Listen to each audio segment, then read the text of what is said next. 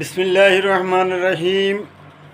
দেশ ও প্রবাসে যারা আছেন সবাই আমার কথাগুলো কান দিয়ে শুনবেন, ছোট ভাই হিসাবে স্নেহের চোখে দেখবেন।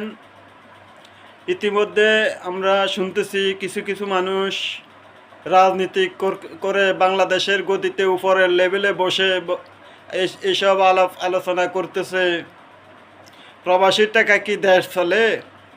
আরে বেটা, প্রবাসী যদি না থাকে তোদের দেশ অর্ধেক অচল হয়ে যাবে। আরে বেটা, প্রবাসী না থাকলে দেশের অর্ধেক প্রবাসী অচল হয়ে যাবে। আর প্রবাসীরা যদি না আসে বাংলাদেশ থেকে, কোটি কোটি প্রবাসী, তোরা দেশে কাজ দিতে পারবি? চোরার ঘরে চোরারা এই যে প্রবাসীর অত্যাচার অবিচার করতেছ বিমানবন্দরে, তোদের লজ্জা শরম আছে নি রে বেটা? লজ্জা শরম আছে তোকে? রাজনীতি করস, পলিটিক্স করস, প্রবাসীর টাকা, জনগণের টাকা তোদের পকেটে ঢুকাস, তোদের বউ হোলা মান্য সবগুলার অবৈধ টাকা খাবাস, সুদের ঘরের সুদিরা। প্রবাসী নিয়ে কথা বলত, বাংলাদেশের সৈনিক নিয়ে কথা বলত, শ্রমিক নিয়ে কথা বলত। হয়তো দেশের আইন কানুন ঠিক করতে পারছ।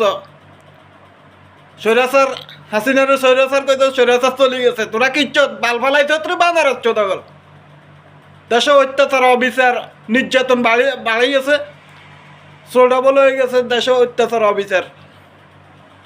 আবার বড় বড় লিখছেন মানুষ প্রবাসীর টাকায় তোরা চলো, তোকে তো চলেনি। প্রবাসী না থাকলে বেটারা ভিক্ষা করবি, মাদার চোদকল রাজনীতিক গতির মাধ্যমে বই ভিক্ষা করবি শালারা। প্রত্যেকটা প্রবাসী নির্যাতিত হইতেছে আজকে বাংলাদেশের মাধ্যমে। এত নিকৃষ্ট পরিচালনা, এত নিকৃষ্ট জঘন্য পরিচালনা বিশ্বের কোথাও নাই। অমানুষের মতো কাজ করবা। আর তোদের যদি জন্ম ঠিক থাকতো তাহলে এ ধরনের কথা বলতি না।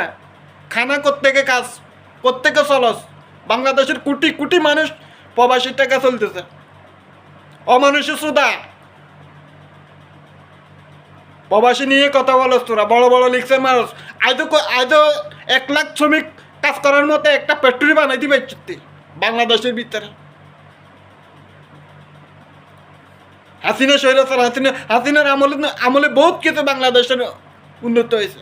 এখন আবার বিএমপি নিয়ে তোরা কথা বলতেছ, বিএমপি এই করতে সেই করতে। কি করতেছ তোরা বাংলাদেশের ভিতরে?